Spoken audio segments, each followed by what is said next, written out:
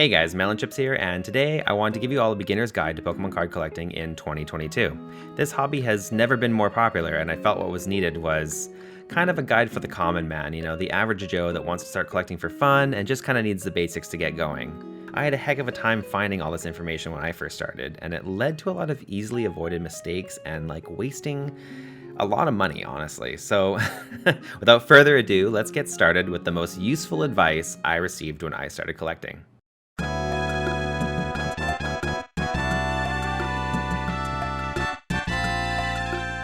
Number 1, a buying guide. Where to start? So where do you even get started? Where do you buy these cards? Well, my advice would be to order from places that will charge you the suggested retail price or close to it. That includes department stores like Target, Walmart, etc., online directly from the Pokemon Center website, or of course from local shops that aren't going to gouge you. And honestly though, if you can find a good local shop, I would definitely say that's the ideal place to buy.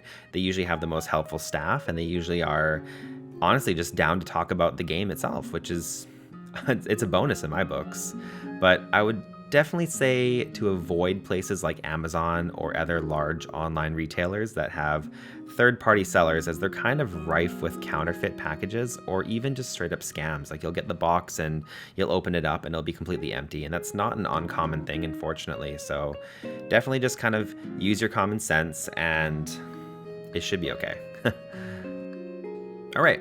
Number 2, product types. Now that you know where to buy the products, let's talk about what kind of products are even available for purchase.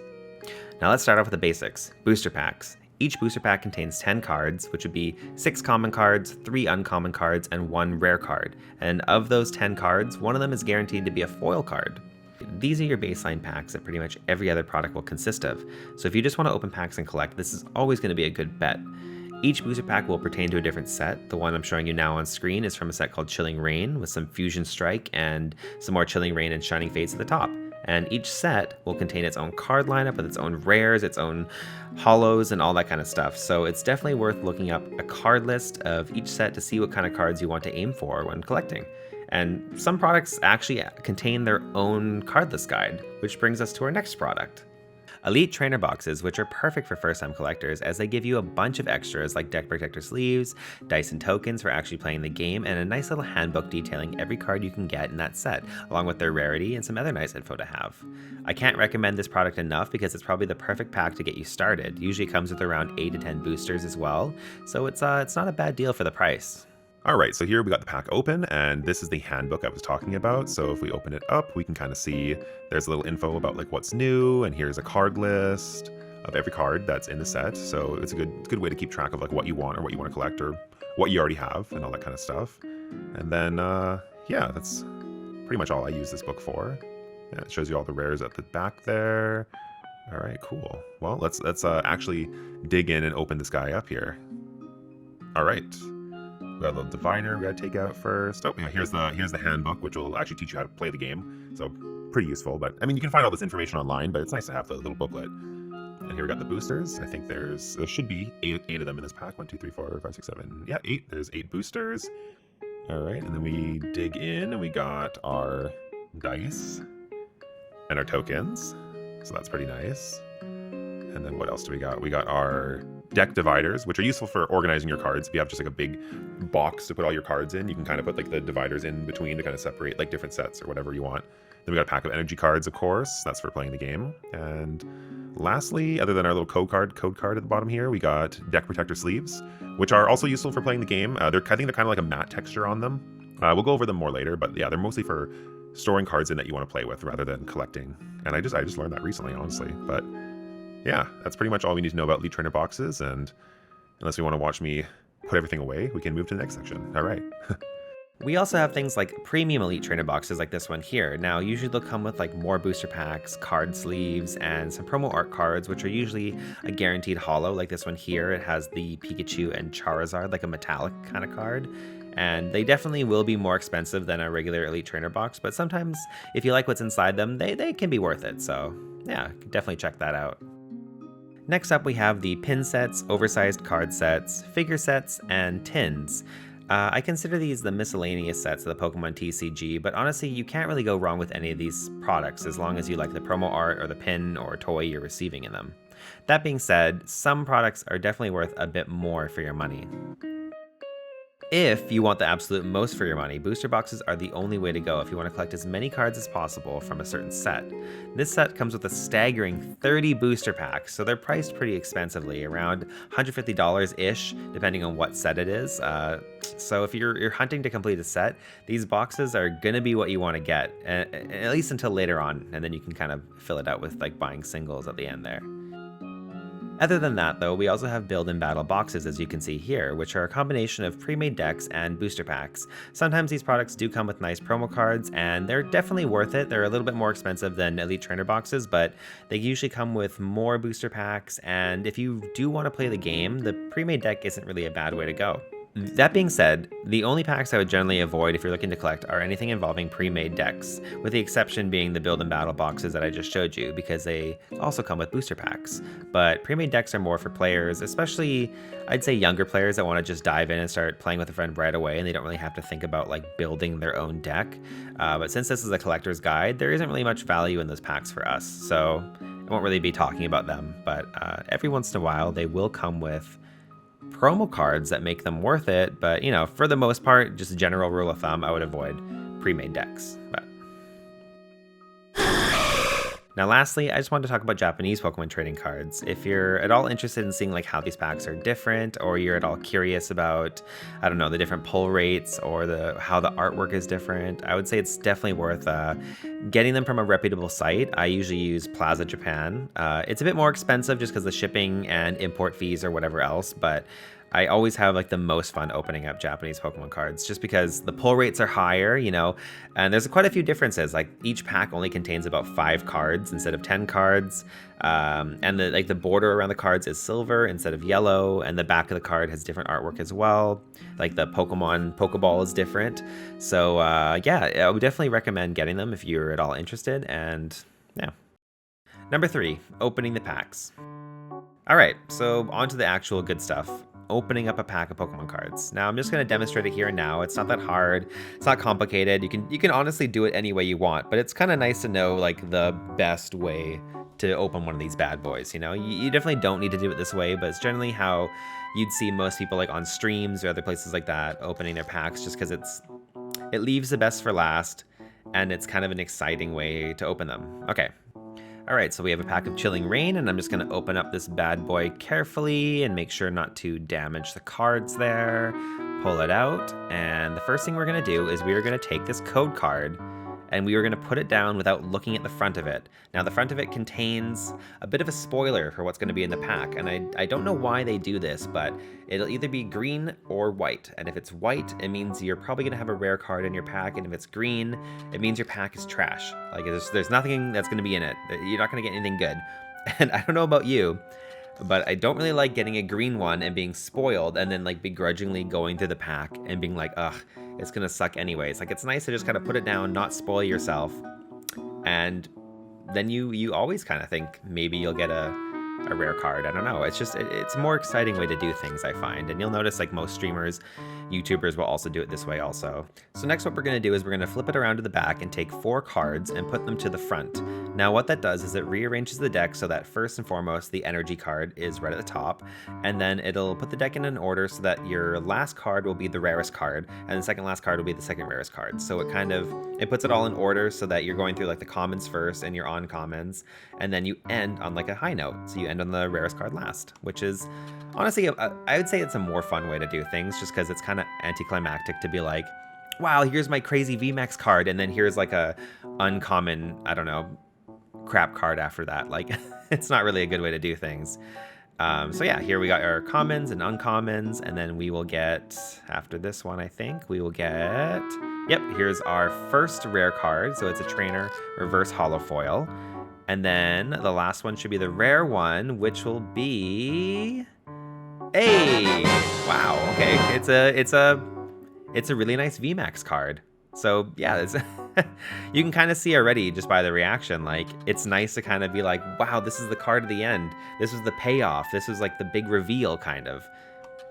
So wow, yeah, look at that. That's a really nice card right there. And yeah, I mean, you can, like I said, you can open these packs any way you want. It doesn't matter. This is just like the most, I'd say the most fun way to open them, the most like showy way to open them. And yeah, I definitely recommend it. So just to go back a little bit, what does the code card actually do? What are these codes for? Well, what they're for is actually unlocking Pokemon in the online Pokemon trading card game. Now, I haven't really played it too much myself, but some people are actually so into it they'll buy bulk code cards, so it's honestly worth it to save them or use them to unlock some mons yourself if you're going to play. Number 4, card types and rarity. Now that we know how to open them, let's talk about actually understanding what's on the cards themselves. Now keep in mind this is mostly a collector's guide, so I won't really go over the play mechanics too much, aside from the basics.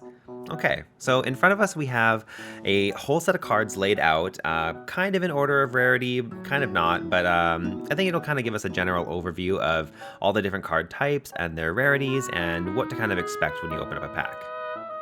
So in the Pokemon TCG, there are 3 types of cards. There's energy cards, trainer cards, and the Pokemon themselves.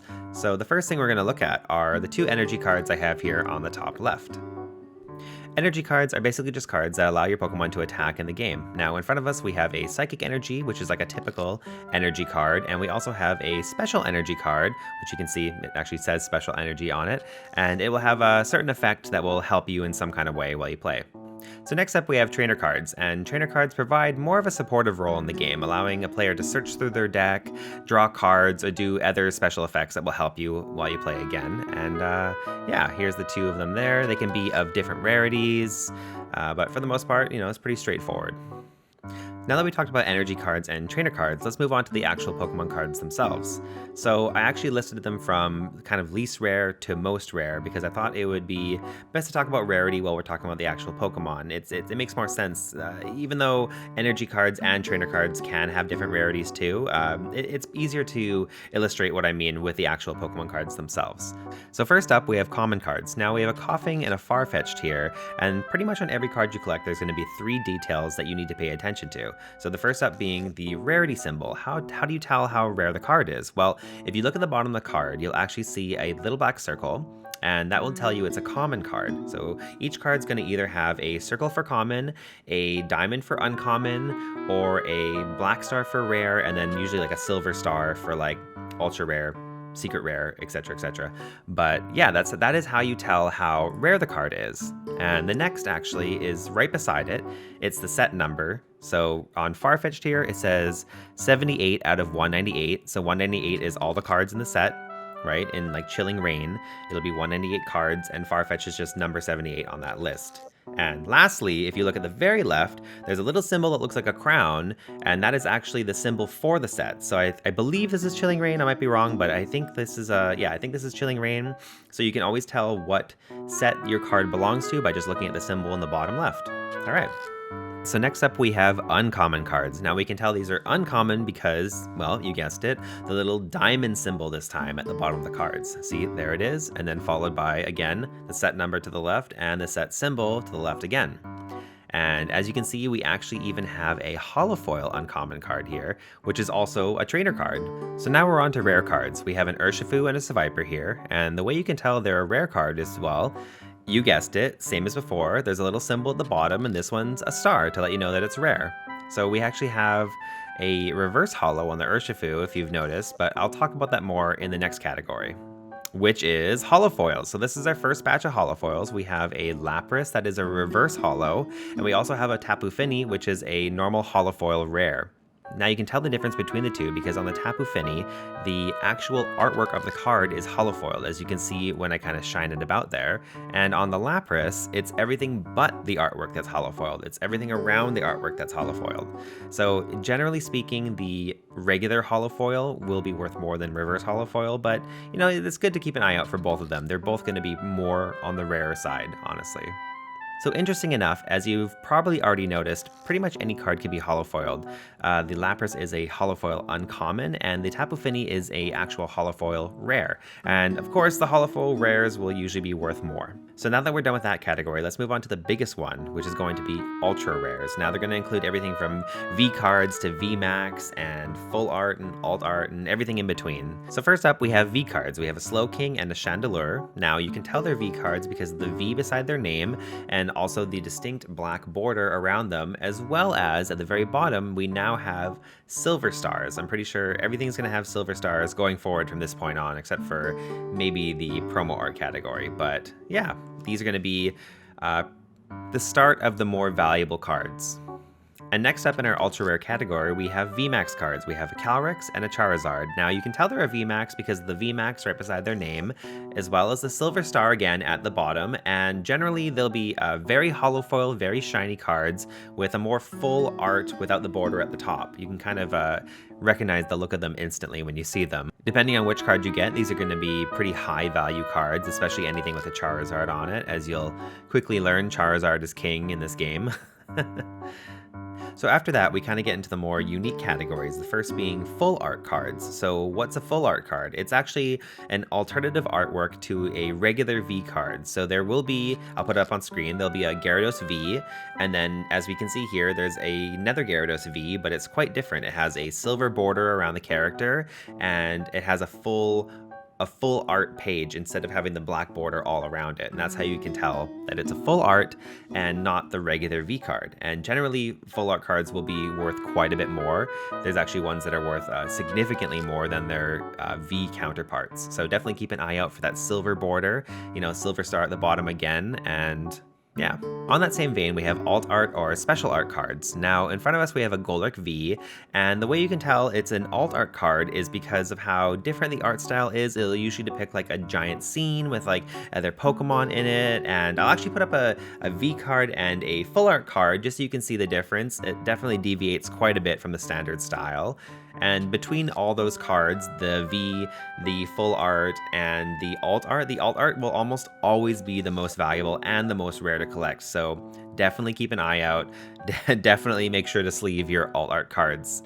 So before I talk about the last and rarest category, I just wanted to mention promo cards. So promo cards are usually given away at tournaments, events, or most likely how you're going to get them is through merchandise that comes with like a promo card or two guaranteed in each box.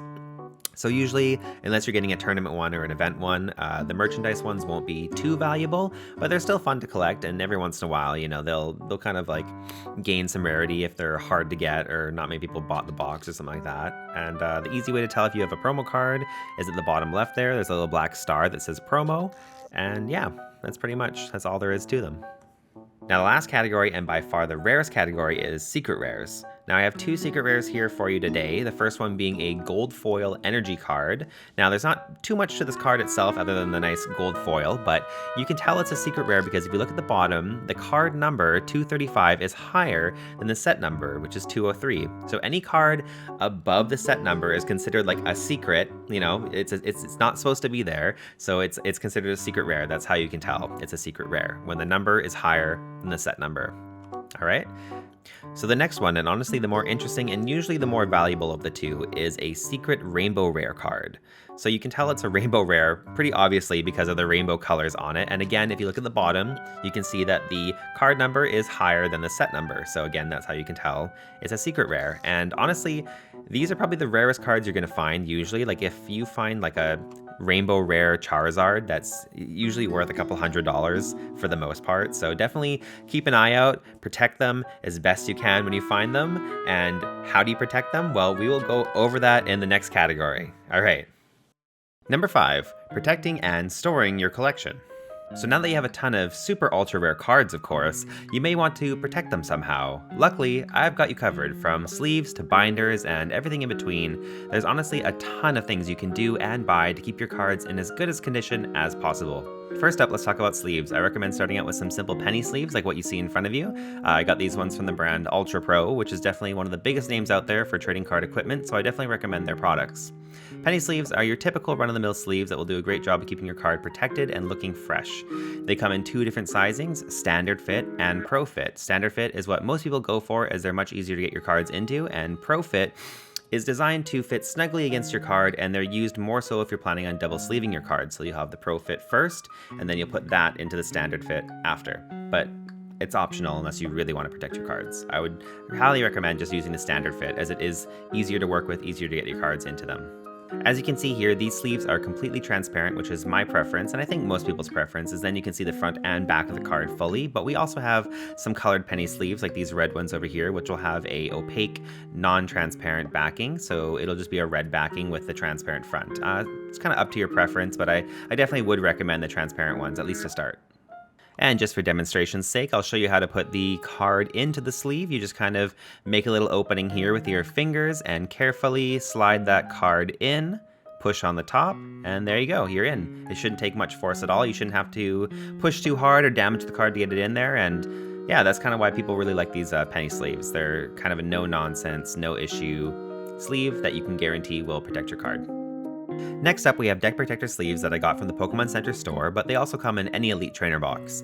These are a little bit different as they're a tiny bit bigger and they usually have a slight matte texture to them since they're mostly made for playing. They also don't have a clear backing, which some collectors dislike, but the upside is these ones come in fun designs already.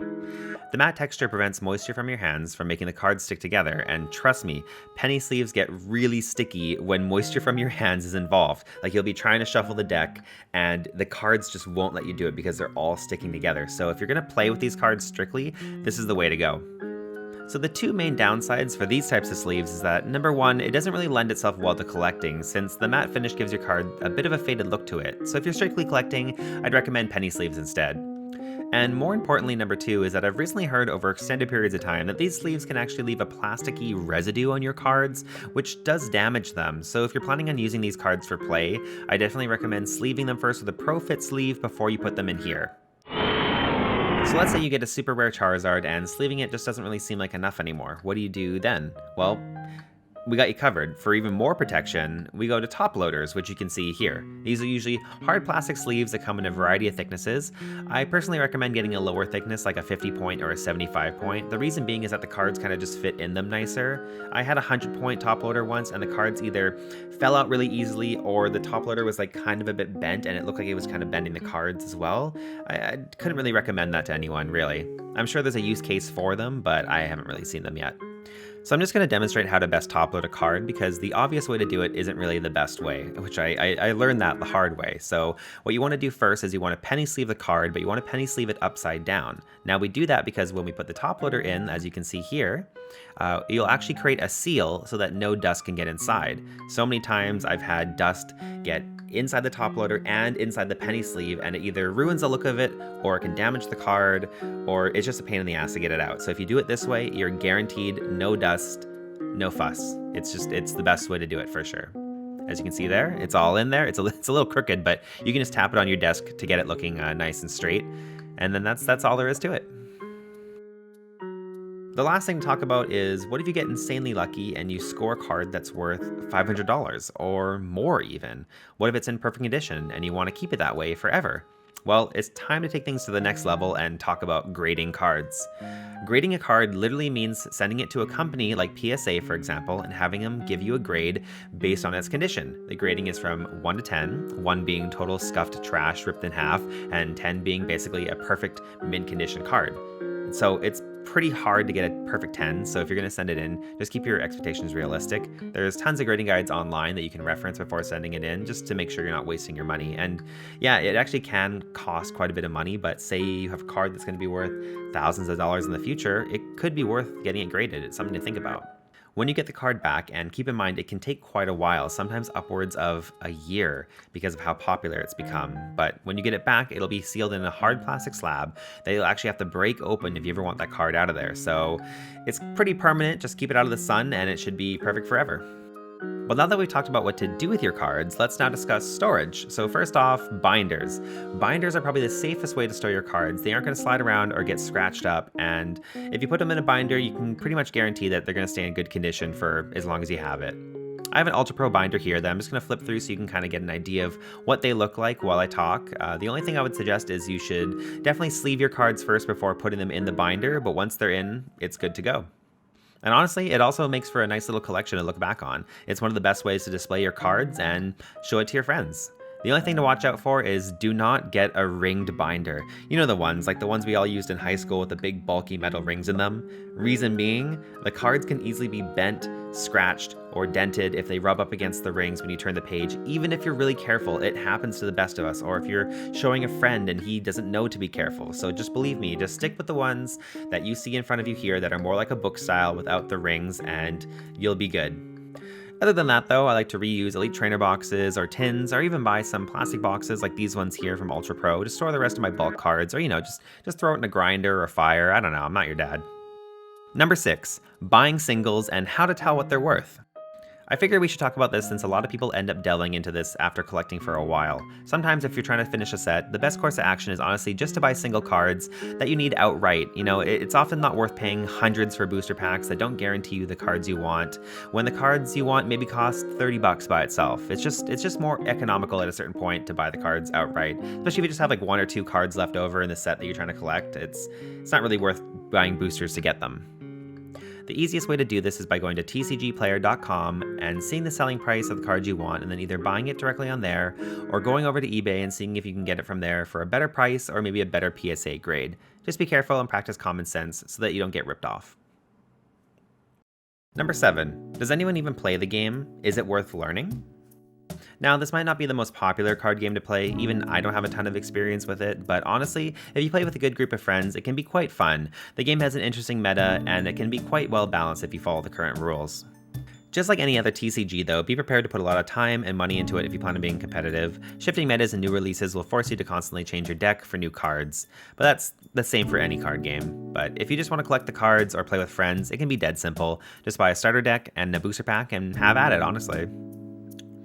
Even if it's not the most popular, at the end of the day, it's still one of the bigger TCGs, and it's well supported, so if it interests you, then I'd say go for it. A good way to get into it is honestly trying the online game first, entering the code cards and unlocking new Pokemon, and going from there. The game looks a little scuffed, it's definitely due for a revamp, but it works well enough for what it is, definitely enough to let you know if you actually like the game or not, for sure. And, the next step after that could be finding friends or a local shop that has casual play days and just see if you can enter and learn from other people. So that pretty much brings us to the end of the video. I hope this guide is helpful for anyone starting out. I might not have covered absolutely everything in this guide, but at least for me, this is the info I needed to get started on my Pokemon collecting journey, and I hope it helped you too. That being said, if all this seems like a lot of info and it's kind of putting you off, you can honestly just go down to the store, buy a booster pack, open it up, and have some fun with it. This is just the optimal way to get started if you're serious about it, but nothing's stopping you from just having fun. After all, that's what we did as kids, and there was nothing wrong with it. Thank you all so much for watching, and if you feel like this was helpful, feel free to drop a like and subscribe. It really helps me out with my validation and self-esteem issues. And if you think I missed something important, feel free to leave a comment below, and potentially maybe I'll do a little update video. All right, take care guys. Bye!